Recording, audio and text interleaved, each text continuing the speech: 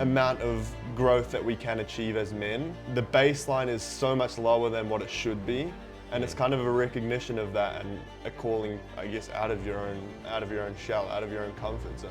You don't get a St. Maximilian Kolbe with mediocrity or just doing the bare minimum. But you only get to that point if you've worked your ass off with the tiny little things that God was giving you and testing you. And is he going to be faithful to this? Is he going to stick to the routine? Is he going to cultivate this talent? And if the answer is yes, yes, yes, be it done unto me according to thy word, well, you get the Magnificat where great things happen.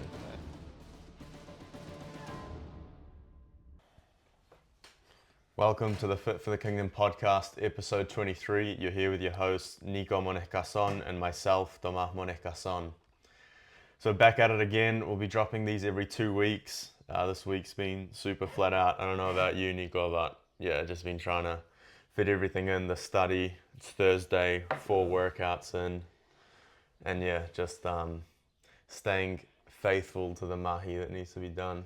Yeah, workout grind has been insane as of recent, with running, gymming as well, staying healthy, food, sun maxing, sleep.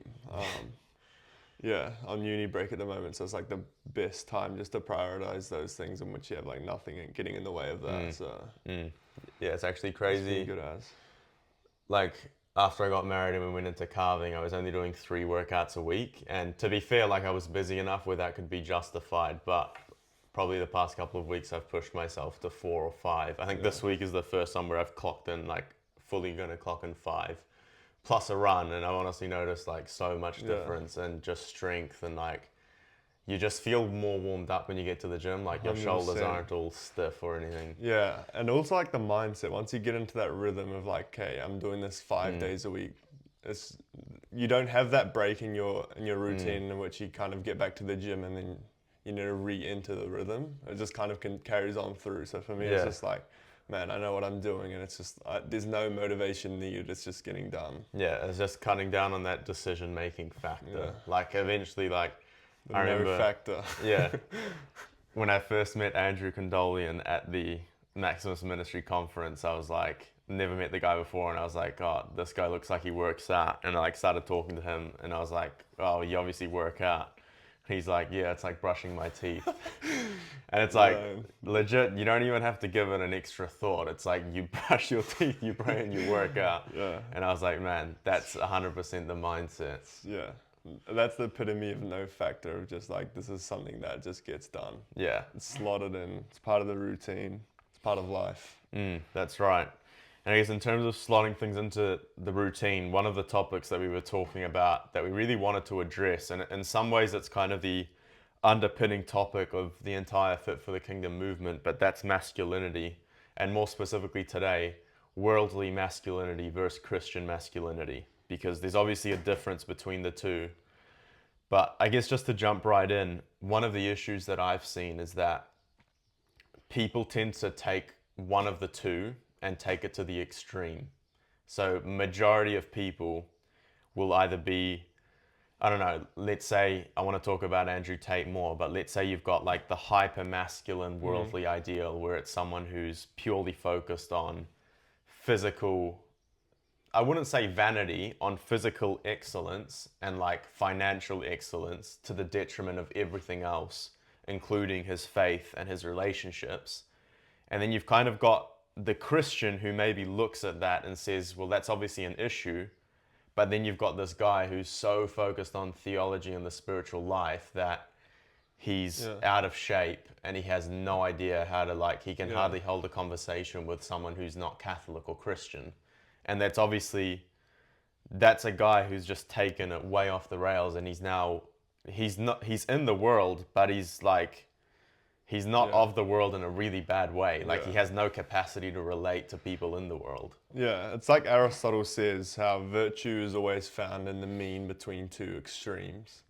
And I see as well, there's just heaps of confusion regarding masculinity. Like as you pointed out, it's just you enter these Catholic spheres and you get those insanely intellectual, theological sort of group of guys that are neglecting part, and then you also go all the way to the extreme of the world, and you get the opposite extreme. But I see even in women, like women are kind of stuck in this position in which they have to discern, okay, what is actually true masculinity looking like? And because in a sense they're receptive to masculinity, and they can't be receptive to these extremes of masculinity that they're faced with. Like they shouldn't be, and they obviously struggle to be receptive to the extremes like Andrew Tate, because in a sense it's just like, I'm meant to submit myself to a man, I'm meant to serve, or like to let him be the leader, the dominus of the relationship. But they're also kind of taking on a whole self-centered frame of mind, or completely neglecting their physical health, in which they can't even lead me. So it's just like, where is this distinction to be found within worldly masculinity and Christian masculinity? But also, what is the right way to go about it and to achieve that? Yeah, and I think in some ways we're setting up, well, I guess in some ways people have set up a false parallel in that Christian masculinity involves things of the world. St. Joseph was a carpenter. St. Joseph was strong. St. Joseph had physical disciplines, and we can see that in his life. Christian masculinity is not just this thing where it's only spiritual virtues. Yeah. Within a Christian man, there are physical and spiritual virtues. There are the cardinal and the theological virtues. So in some ways, it's one and the same. It's just that people nowadays tend to really only live out one set, or they don't live out any at all, which is obviously another problem that we have. But I guess if we start breaking down worldly masculinity, what does it get right and what does it get wrong? I think the biggest critique, I guess it comes in three areas, is that I guess worldly masculinity, or what you would say is what the libs call toxic masculinity, is like this guy who's hyper focused on the gym to the point where he's vain. He's focused so much on his business that he becomes to worship it, and he's basically greedy. Even if he's successful, and even if it's like a good business venture, it's obviously taken too far. That could be like the finance bro. And then the playboy, who's like always flirting, or where it's seen as virtuous to be able to sleep with heaps of girls. And in some ways, neither of these three things are inherently evil. But if that's your whole personality as a guy, or if those are the only things that you're, I guess, living and dying for, that's a huge issue. 100%. Yeah, I've got a couple of thoughts kind of that I need to try link together. But like one of the things that comes to my mind is like a couple podcasts ago, you're like, show me your 5 friends, I'll show you who you are, or something like that. And it's just, in a sense, you can apply it to the same thing. It's like, show me the things that you give all your time to, and like, I'll tell you what you're worshiping. Like Bishop Barron always says that like, every person has to worship something, and normally it's those things that they hold to highest value. And so that's kind of where the distinction is made in worldly masculinity. It's, how Aquinas has the 4 substitutes for God, and it's like power, honor, or glory, pleasure, and money. And it's, you look at the worldly masculinity, the 3 things you pointed out all fit into those categories. It's purely, okay, you separate God from the equation, and to be a man and use your strength that you're naturally meant to have as a man in attaining the highest good, or what you perceive as to be the highest good. And you can bang on like women, money, your career, like glory, honor, like popularity, whatever it may be. They're the things that you instantly go towards, and that's why you see this. It's toxic because, okay, this guy's so devoted to the gym and building up this perfect physique to get respect, or to get that, like to be able to walk around and have that confidence, like things that in a sense are good things, like, but are just being taken away from the actual goal. Yeah, no, 100%. I think like I like that point about show me your time and I'll show you what you worship.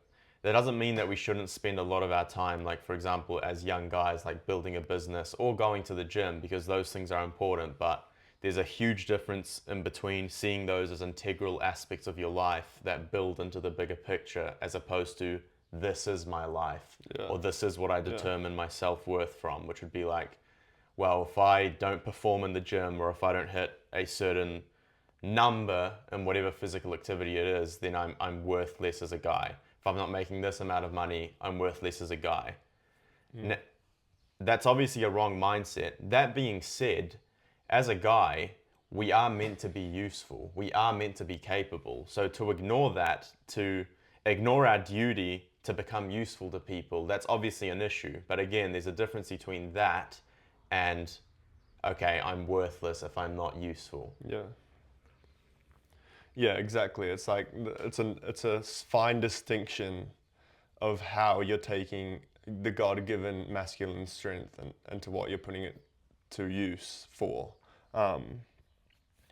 Yeah, and I think one of the points that we wanted to talk about was like, what are the good things in worldly masculinity? Because for sure, there is a massive neglect of masculinity in and of itself across the board in modern culture. And these Andrew Tates sort of figures, like, they are hitting something that's good. And there's a reason why guys follow them. There's a reason why people get motivation from that. Where are they going wrong is something that we're going to touch on. But I think, what are they doing right? Yeah, well, I think, I don't know, if we take the ideal of masculinity as having physical attributes and having spiritual or interior attributes, I view someone like Andrew Tate. What would be another example of someone similar? I don't know, maybe Jocko Willink, although I'd obviously put him way higher than Andrew Tate, but... Because his masculinity isn't that toxic. No, it's much more integrated. Yeah, 100%. I guess they're stressing the importance of those physical aspects, which are super important.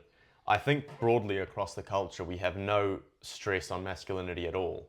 So when someone starts saying, well, here's the importance of why you should be financially independent, here's the importance of why you should be physically strong, there's Goggins actually being physically capable. Obviously, he probably takes it to a degree that's pretty far, but in some ways he's hitting a very true point, which is that most guys cannot push themselves through pain. That most guys are unfit, they're not familiar with physical challenge. Andrew Tate, well, most guys, same messages as David Goggins, most guys wouldn't last 2 hours and insert difficult scenario like war or whatever. Yeah. And most people are slaves to their 9 to 5. It's like, well, you're working your entire life in a job that you hate for a person who you don't respect. And not only is that bad, but you've also got nothing to show for it in terms of the money that you're making. So he's basically saying, well, if you're a man, if you have balls, start thinking about what you're doing, because the life that you're living now is effectively the life of a slave with a few luxuries here and there. So in some ways, they're saying something that's very true. Like, I don't see how that message is wrong. They probably communicate it in a way that is quite aggressive and provocative. Obviously, neither Andrew Tate or David Goggins appear to be super religious dudes, but in terms of looking at masculinity overall, in those areas that they're discussing, I mean, I think we could all learn from that to a degree. Yeah. Even if you separate worldly and toxic masculinity, because they have been grouped together, but that's not, I mean, Andrew Tate, I would be inclined to say he's way more toxic than someone like Goggins, but you can even take a step back and be like Jordan Peterson, Jocko Willink. These are guys that really hit key points of masculinity, of living your life as a man, and which they call you out, in a sense, charitably compared to someone like Tate. But I think what they are targeting is the fact that men have a huge capacity to achieve more than what we're doing at the moment. And we're kind of just like numbed to the fact that that's the case. Like, we have just resorted to living day by day, whatever, the 9 to 5 schedule, just living for comfort. And so you get Goggins telling you, like, you don't know me, son, or like the 40% rule. And like, he's right. Most guys are only putting out 40% of their 100% capacity, if that. And it's just like, there is a huge amount of growth that we can achieve as men. The baseline is so much lower than what it should be, and it's kind of a recognition of that and a calling, I guess, out of your own out of your own shell, out of your own comfort zone. And that's what I think is really good. And that's why I listen to people like Jordan Peterson, Jocko, and David Goggins, because like I hear these guys and it's like, man, they're actually striving for something. Even Hormozy, you know, like there might be stuff that I disagree with them on, but like in general, the stuff he says is just like, it's reality. You can go so much further if you actually put your mind to it, if you actually dedicate your masculine strength, which God has given you to do so much good, properly and to its good use, like to its proper use. Yeah. I just don't know why that isn't talked about more. Like if I consider my life in the past 5 years, the two biggest influences hand down were Peterson #1 and Jocko Willink #2. And it's like unreal. We can talk about all of this Catholic masculinity and the Christian ideal. How many people are talking about that? Or how many people within the church, how many priests are actually saying to young men, you are called to so much more than what you're doing now? Like most dudes are just like struggling with porn and playing video games and going to mass on Sunday, and like that's their life on repeat. And it's like, and then Peterson will tell you, well, embrace responsibility. Like you are capable of so much more, and you get given all of these examples. Or like what really resonated with me from Jocko's podcast is he'd take a look at all of these like war hero stories and like these generals who were just in the trenches their whole lives, and like they embraced responsibility within those very difficult environments, and they led men to virtue, they led men to confidence, to faith. Or Viktor Frankl in Man's Search for Meaning, and you just don't hear that message anywhere. And just the idea of masculine energy, like Peterson talks about that all the time, but it's like, I can't point to a single source or person in my life prior to finding these guys online who talked about any of that, of like your potential, of your masculine energy, of testosterone, and how you need to channel that into a mission. Like all of them talk about that, like Hormozy, Goggins, Willink, like you need something to put that towards to. Yeah, 100%. And it's just like, for me as well, when I started listening to him, I don't even remember when, but it would have been a while ago as well. It's kind of like the solution to the world's problems. Like for me, it was a solution to what you just explained, like a pornography problem. Everyone around you is like addicted to whatever, to comfort, to you know, alcohol, whatever it may be. And I was in this situation, especially in my last year of school, and I'm like, there has to be more. But I can't seem to find it in any single one of my peers around me. No guy is using his strength to achieve greatness. Right. And then you listen into one of these podcasts or you read one of their books, and it's you feel small in comparison to like these noble things that they're describing. You're like, man, this is actually what we could do. This is fully in our capacity, and as they talk about it, it's just like we're not someone special. We're literally just putting in the work. Like everyone wants the secret, but no one actually wants to cook the freaking recipe. You know, no one wants to go and do the work. Everyone wants the crown. No one wants like what it costs to get. Yeah.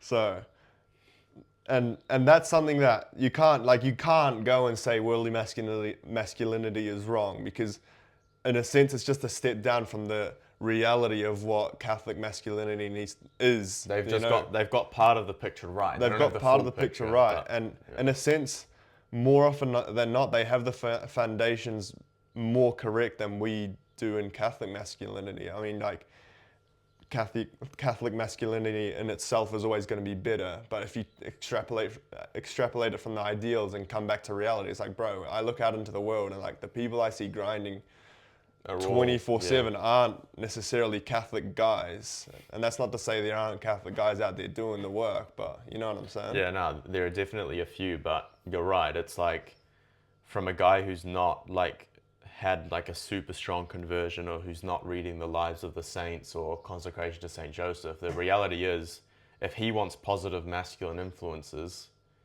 he ends up finding them in the world. He's not finding them in the church. Now, that being said, like there are a lot of great saints who fit within this worldly masculinity kind of grind set. Like Saint Maximilian Kolbe, like founded this entire like monastic city, like flew to Japan. The Knights of the Immaculate. Yeah, like 800 monks in Poland. Like he was legit changing the world. Like you say, like Alexander the Great conquered the world by 23, and like you're still playing video games, and it's like, there's an example. But you've got St. Maximilian Kolbe, like St. Louis the Ninth, like led 2 holy crusades, like outlawed blasphemy in France, like went to 2 or 3 masses a day. Like there are these people in church history too. Like there's no reason why us as Catholics or us as Christians should not be striving for greatness and excellence in all of the things that we're called to, and all of the ways that we're called to in our vocations. Yeah.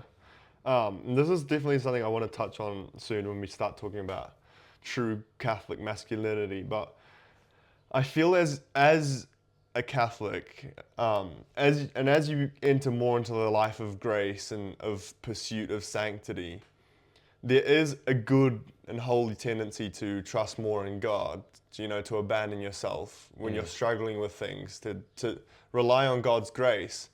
But I think, and not always, but that kind of brings this kind of relaxation of your own physical discipline, of your own ability to conquer things. And it's just like, you got to hold the two at tension. But, St. Augustine says, pray as if everything depended on God and work as if everything depended on you. And I think, obviously, that's where the perfect tension is. But what does that mean? Well, I think you have to continue to do everything in your power to achieve greatness. And then you have to rely completely on God as if you were powerless. And so, I think that is something that I see and that I've experienced in myself, and like, I'm struggling with a sin, whatever, or like, I don't want to do this, but it's just like, I am loved by God, and that is my identity, and I don't need to achieve anything great for that to change. And so it's just like, okay, does that mean you can relax? Well, I go and I listen to Jocko Willink and I listen to Goggins, and it's like, man, they just don't even have that in the picture, and they just have this unrelentless drive. And that's what I want. Like, I want this unrelentless drive, no matter what my identity is, because I know that I am loved, but I also know that I can go and do great things. And it's just like, we want to integrate those things, but one shouldn't take away from the other. Yeah, well, it's like the love of the Father. Like, you don't just love someone abstractly. Like, if you love your wife, you don't just say, I love my wife, and then do whatever you want. Like, you love your wife, and then you do things to serve her, and then you work hard to provide well for her and your children. And it's like, well, your love of God the Father and your love of Jesus Christ, that love should result in service. Like, we have that line from the saints, zeal for souls. Well, you don't get to zeal for souls just because it's like, I've got a whiteboard where I'm marking off people who, like, I've quote unquote converted, but you are so on fire with your faith that you are animated by that. You have a zeal for wanting to do more for the kingdom. And I guess that's that unrelentless drive that you have. And I think that's what we should have. We should have that to a degree for things of the world. Like, as men, we should want to be financially independent. Like, I want to get to the point where, I don't have to worry about putting food on the table, where I have businesses or I have passive income that, if I was to get super injured or something, I'm not, having to get on the benefit or whatever. But again, there's so much more in the picture where we've got that aspect, we've got the physical aspect which we use to serve, and then ultimately, well, our whole lives are in service to God, and the talents that we cultivate are in service of the kingdom. And I don't know exactly what's that going to look like. Like, it doesn't necessarily mean that it's like you're going to join net ministries or become a deacon. Like, but am I doing everything in my power that when God presents me with certain opportunities and situations, I can say, well, I've been faithful to the talents and the limited sight that I had. And by being faithful in those small things, I'm now being called to bigger things. Yeah. But you don't get a St. Maximilian Kolbe with mediocrity or just doing the bare minimum. But you only get to that point if you've worked your ass off with the tiny little things that God was giving you and testing you. And is he going to be faithful to this? Is he going to stick to the routine? Is he going to cultivate this talent? And if the answer is yes, yes, yes, be it done unto me according to thy word, well, you get the Magnificat where great things happen. Yeah, faith always is integrated through action. There's a reason as Catholics we believe faith and works is because, well, one comes from the other. Like that inherently united. You can't just be like, as you said, like, oh, I love my wife, but do freaking nothing. Like, you love God. It's seen. It flows from your actions. It's something that that naturally progresses. And as you said as well, you won't get to the war without having trained and be like, I'm going to win this, I'm going to win this battle. Like, it doesn't work like that. You say you're faithful in the little yeses to be able to say yes when that big Magnificat moment comes. There's even a scripture, like I'll probably butcher it, but it's just like, he who is faithful with little will also be faithful with much, but he who is not faithful with little will never be trusted with lots, or something like that. It's in in the Gospel of Matthew. But anyway, it's a great point, because it shows this concept of principle. Bro, your work starts now. If you can't say yes to the little thing right now, you're never going to be able to say it to the big thing in the future. Like, you can't stop yourself from snoozing that alarm clock. Or how are you gonna stop yourself from saying no to whatever, to going out late with a whole bunch of drunkards, or watching porn. Yeah. I don't know. For me, it's always been very clear that those two things are linked. Man, I was listening to a great Huberman podcast, but they kind of talked about this point in a different way, because they were saying that everything is a stimulus. So like, your body is always learning something whether you like it or not. Like, for example, when you're sitting in your chair and you've got crap posture, well, you might not be in the gym, but you're training your body to act a certain way. Well, your soul, you're clicking snooze, you're eating the junk food, you're having the hot shower. This is going to come up in every podcast probably, because it's so important. But if I'm training myself to fold 15 times a day, well, when it gets to the 16th and 17th, you should expect to fold, because that's what you've been training. Yeah. Why would you get a different result? Yeah, exactly. When all your inputs have been the same. Like, your inputs always directly affect the output. That's right. 100%. As well, back to Jocko, like listening to one of his podcasts, I think you listened to it as well. He's like, every single action that you do, and it applies to sin as well, either takes you towards your goal or away from your goal. And like, they always bring up the freaking donut example. And it's like, bro, you eat that one donut, that's obviously taking away. And it might not take you away drastically. Like, you might not feel bad after it. You might go and hit that workout. You might have a mean sleep. But reality is, you had your goal and you did something that took you away from it. And so, as small as it may seem, as big as it is, it's bad for the mindset. It's bad for the mindset, because you are putting that negative stimulus into your body. Like, you are training yourself to do something that's not good for you, to become accustomed to something that's not good for you. Yeah, it's not part of the mission. It's as simple as that. Anyway, let's return to a true integrated Catholic masculinity. All masculine strength is ordered to service of God and neighbor. Now, I think there's a real important question to ask here, because you basically get to this point. Like, let's say we've talked about the benefit and the necessity of worldly masculinity, and then you'll get some retard come along and he's like, oh, well, going to the gym is vain, so no Catholic should do it. Or does that mean you've got to have like big biceps to be a man? Do you need to go to the gym to be a man? The answer is basically yes. Now, here's where I'll add the nuance to it. Here's the theory, is that masculine virtue of discipline, of service, of protecting and providing, if those are the virtuous interior ideals, manifest in a certain pattern of physical behaviors. I am not living up to my calling as a man of protecting my family and providing for them if I'm physically out of shape and I'm not training and I'm not strong of body. If I am trying to be the best provider and protector I can, that will naturally result in me going to the gym and hopefully at some point learning martial arts too, because those things are interwoven. Yeah, faith always flows through action. It's the same principle. Like, your beliefs, your masculinity has to exemplify itself in actions. Otherwise, it doesn't exist. Like, you can't claim that you're masculine if you're neglecting these fundamental pillars to good, virtuous masculinity. It just doesn't work like that. And so, when you say, do I need to have big biceps to be a man? No, you don't. But like, you should be going to the gym, and there's always going to be exceptions. Like, I can bring up any exception. Like, okay, what if you can't go to the gym? Like, what if you're actually physically disabled? It's like, well, as we said, your belief should be exemplified in your action. And so that's individual to all Kind of of up us. to you to figure out. That's up to you to figure out. Like, if you do have some sort of disability, or like you're literally just 200 kilometers from the nearest gym, or whatever bullcrap you can bring up, like, bro, there are actions that you can be taking that should show your masculine, Capacity. your masculine capacity, your masculinity. Like, they exemplify that. And so it's a matter of figuring out how that works for you. And the important thing is that disposition. Like, the important thing is that faith. Like, if you don't have that faith, it's never going to be shown in action. If you don't have that disposition to actually live out your masculinity, well, obviously it's not going to be shown in action.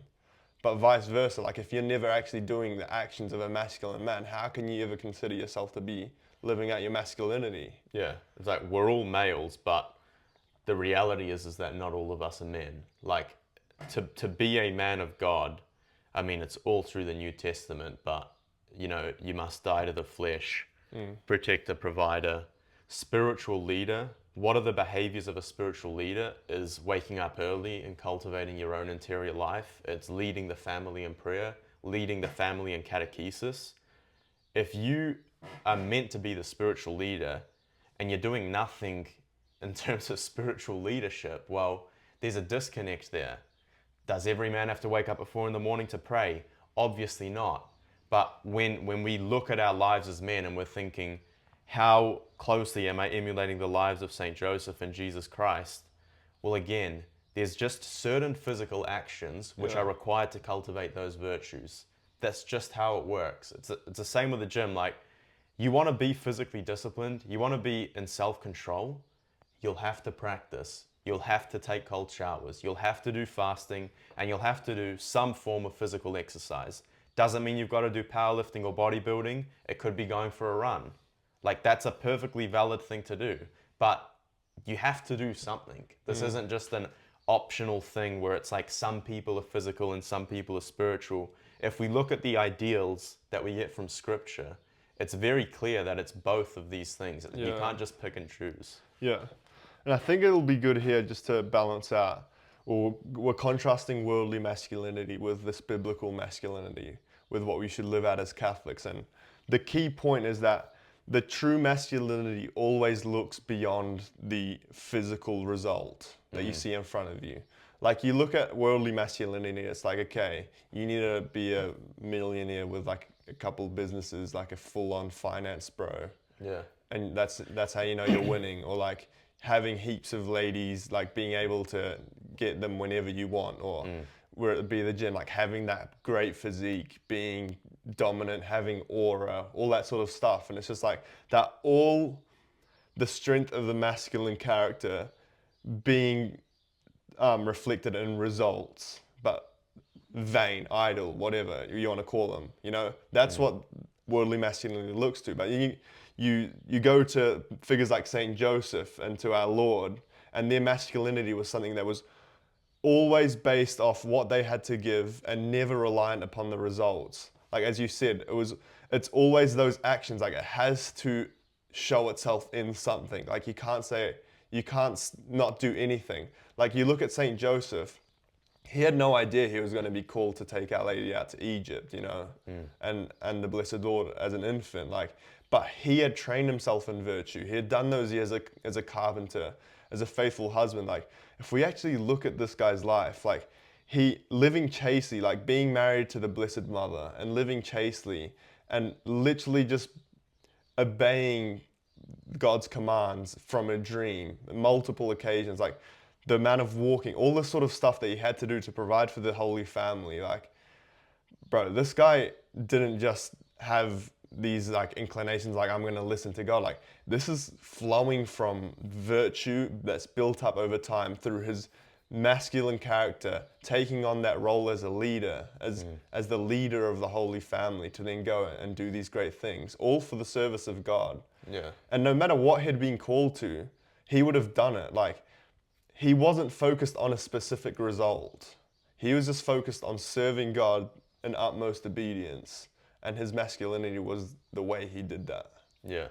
Yeah, and it resulted in those actions. Like his life of prayer meant that when he got the call of the angel, well, he was fully disposed to do that. Like, surely his physical discipline got him to a point where, well, when the angel Gabriel did say, well, you've got to cross this mountain range and go into Egypt, and probably, like, depending on how many years it was, like, start a whole new business and way of living and provide for Yeah. your family in this foreign country. Like, he had to be able to step up to that and fulfill it. Um, and that's virtue. Again, it's like virtue is the input. If you're virtuous and you're controlling those inputs of your prayer life and your physical disciplines and becoming as faithful as possible, well, then the outputs will happen and will be good. There will Yeah. be good outputs. And I was just thinking, like, when you were talking about that guy, like, let's say it is a guy who has heaps of businesses and he is a millionaire and he does have a good physique, and let's say he doesn't have heaps of girls, but he has like a wife and kids. There's nothing vain or unchristian about having those things if it's come from a life of virtue. Yeah. And if he's using all of those things, his business and now his income that he can give to things that are of Yeah. God, and his physical strength and discipline allows him to run his business and look after his family and raise his kids, that would be a good and holy man. That would be a truly Christian masculine man. He's taken and mastered the things of the world, but he's a man of God. Yeah. There's not like a mutual exclusivity in that. Like, it's not like if you're a Christian, you've got to be poor or you've got to deny the flesh to the point where, like, you're this shriveled up guy. It's like, well, sure, if you're like a ascetic monk, that's like a different thing. But if you're a man living in the world, I mean, there's just these basic things Yeah. which have to be in place. It's pretty simple. It's just like, as a man, every single man is born to thrive in his strength. It's a matter of, okay, is that strength being used for myself or is that being used for God and neighbor? Because no one, like, if you have the skills, the capacity to become a millionaire, like, that's not, as you said, that's not a bad thing. It's just, what are you using it for? Are you using it for your own ostentation, or are you using that, to fund the whole, like, to pour money the into Opus Holy Mother Dei. Church? Yeah, Yeah, who like, knows? build it, be able to freaking drop bank on the new cathedral that your bishop needs to build, like, stuff Yeah, like yeah. that. Like, no one would doubt that that's a good thing, but look, someone's got to be in that position, and Yeah. so. If not you, then who? Yeah, and I go back to one of the quotes that I had to memorize at camp, Catechism 1803. The virtue is a firm and habitual disposition to do the good. That is what you need as a man. We've talked about virtue in probably every podcast again, and we'll continue to do so, but you form that disposition because that disposition is the thing that unlocks a variety of outputs, all outputs. I quoted you in your best man speech, or when I did a best man speech for you at your wedding, and one of your things is like, bro, all you can do to prepare for tomorrow is grow in virtue, because you don't know what the hell. Like, you could be dead tomorrow, or your wife could be, stuck under the house, whatever. You could be having to freaking overhead press the pram, whatever it may be. But it's just like, you can't prepare for that unless you only form this disposition to do the good thing in that moment, because you don't know what's going to come tomorrow. Like, you might have some moral battle, you might have some spiritual battle, like, whatever it may be. You don't know exactly what you're going to encounter, and so just by forming that disposition as a man, you're going to have to be the one on the front foot. So you being virtuous, you having that disposition to then be able to listen to the angel when he says, take the Blessed Mother and our Lord to Egypt, and to be able to say yes and to have the capacity to do that. Yeah, no, that's absolutely right. And I think a good way to sort of wrap up this topic of what true integrated Catholic masculinity is that laying down of one's life. Because ultimately, of course, we're called to have the strength and we're called to push ourselves at men. But at the end of the day, it's to lay it down.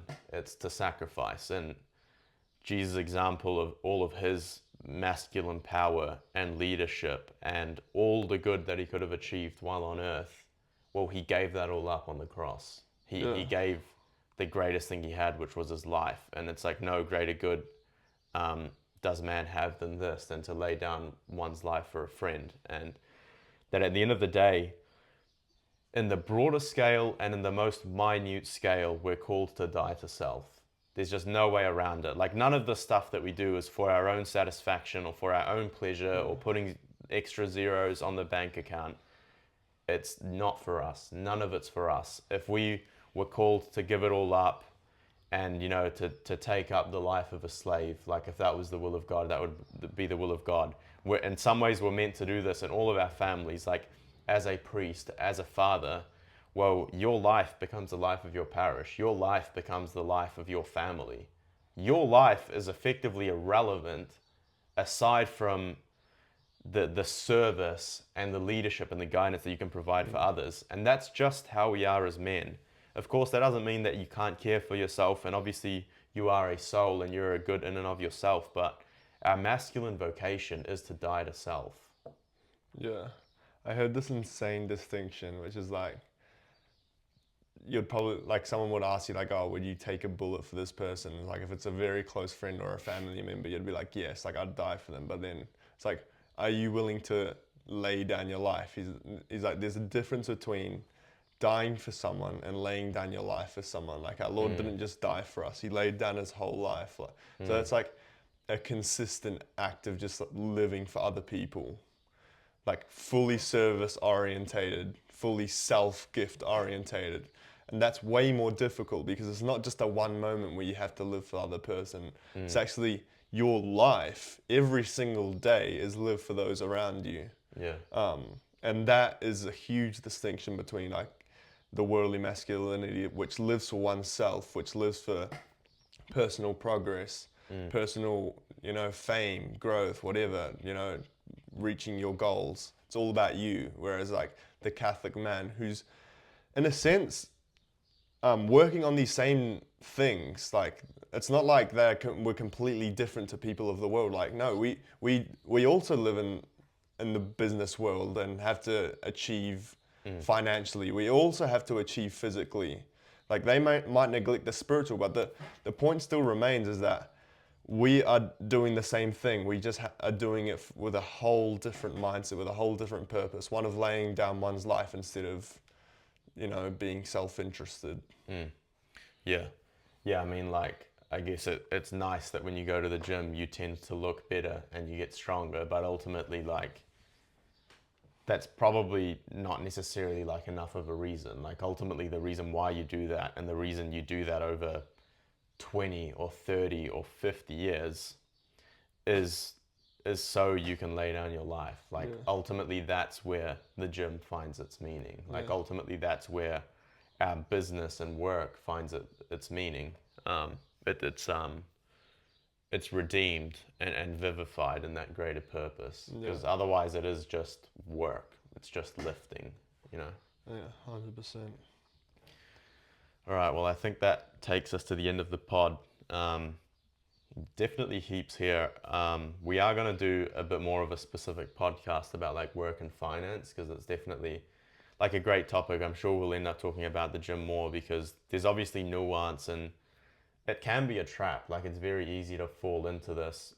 Again, they're good things, but they're very easy to idolize as well. So it's definitely something to talk about. But ultimately, we really need to avoid the false dichotomy. That's the word that I was looking for before. The false dichotomy of only physical or only spiritual, or all gym is vanity, or all of these people that pray are useless. Like, you can't fall into that black and white trap. You have to look at the integration, and you have to look at our models of masculinity, which are all throughout history and not just in the church. There are obviously many men who have been virtuous in areas that we should look up to and emulate.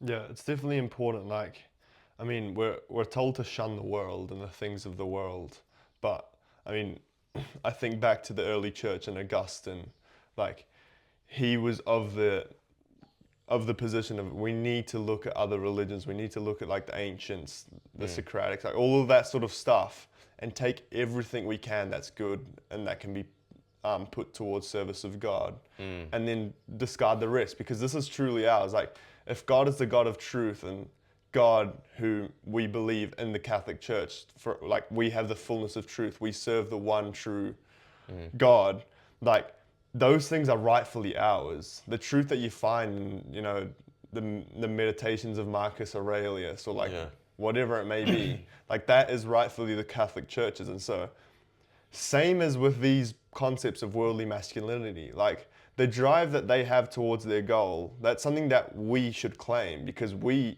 that's something that's natural to us as well. That's something that in Catholic masculinity is necessary. And so instead of putting, as you said, a false dichotomy between the two, no, we need to look at worldly masculinity. We need to recognize the good that there is in that, and we need to put it fully at work in building this Catholic masculine man that we ought to be. Yeah. I think it's also fear. Like, is it easier to look at someone like Andrew Tate or look at someone like Goggins and say, well, these guys are idol worshippers and they're fully evil and I don't have to change anything about my life? That's a lot easier than saying, maybe I don't have to emulate the entire lives, but maybe they're saying something that is true and maybe they're challenging me to do better and I need to listen to that. Because I think that's the huge tendency probably for all of these people that say toxic masculinity. Well, for a guy who's living a life of sin and addiction or mediocrity, it's much easier to say that these guys are toxic and that they're damaging my mental health or whatever than actually freaking putting your shoes on and going for a run. Yeah. Like, at the end of the day, you also have to ask yourself that question. If you think all of this is repulsive, well, are you virtuous? Are you actually, using your masculine energy for the good? Are you laying your life down daily? Yeah. Like, if we were to ask you, like, if you wanted the mindset that Goggins had, would you say no to that mindset? It's like, bro, who the hell would want to say no to that? Like, obviously that guy has something that no one else has. Yeah. And it's impressive. And like, I mean, maybe he's putting it not completely to the right thing, but the fact is that like you had that mindset and you put it towards what you want, and you put it towards service of God. Like, bro, that's going to be achieving. Yeah, you'd be a saint. Much. So it's just like, let's be a bit careful when we just, as you said, just completely throw something out the door. Yeah. Great. Well, we'll wrap it up there. Man, there's a lot more we could have gone into, but we'll keep coming back to this topic. If you enjoyed the podcast, the easiest way that you can support this mission that costs you absolutely nothing is that you're probably already on social media. So follow us and follow our accounts and spread the podcast. Like, I've got so many people that message me, oh, I really enjoyed the pod or whatever. And I don't generally see a lot of people sharing it around. But forward on the episode to your mates. Oh, I found this really helpful to me. You might want to listen to it. Put it up on Facebook and Instagram. Like, if you're not willing to bear witness to the gospel, I don't even know why you're on social media if you're just going to use it to watch retarded videos. So share the podcast, leave us a rating on Spotify, drop us a comment if you enjoyed it. If you have questions or disagreements, please let us know. We're going to be doing this for a long time, so this stuff is going to come up on the podcast.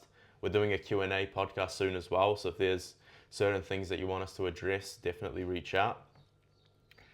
You can follow me on the socials as well. I've got a smaller channel and podcast where I break down topics like this in a bit shorter of a format, so definitely check that out too.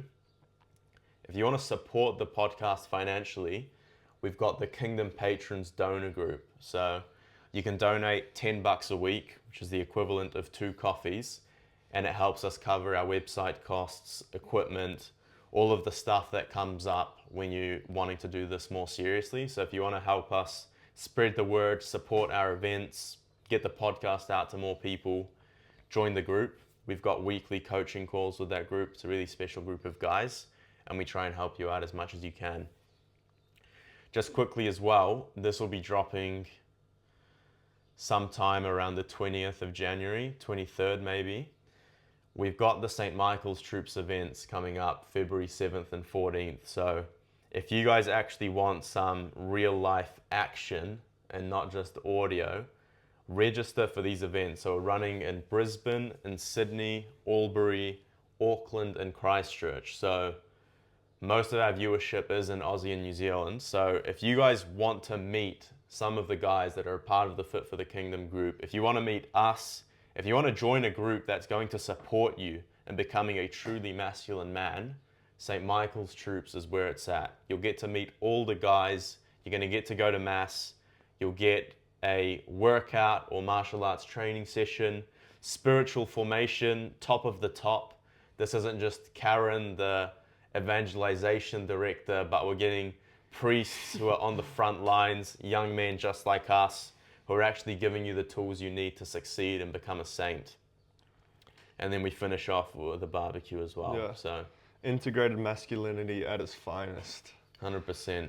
We're going to walk the walk, not just talk the talk. 100%. So, yeah.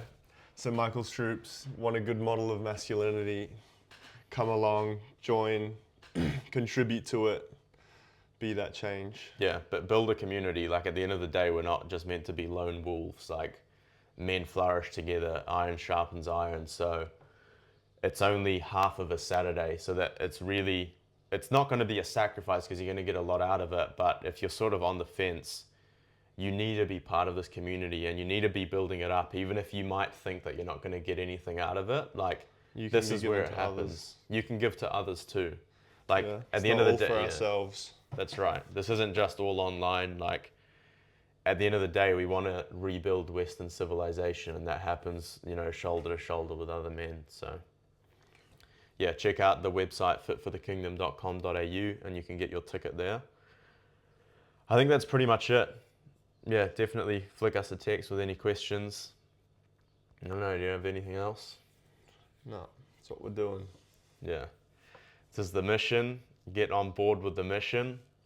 You don't want to be left behind, but yeah, keep supporting it, keep grinding, and definitely pray for us and the podcast and the mission. All right, God bless.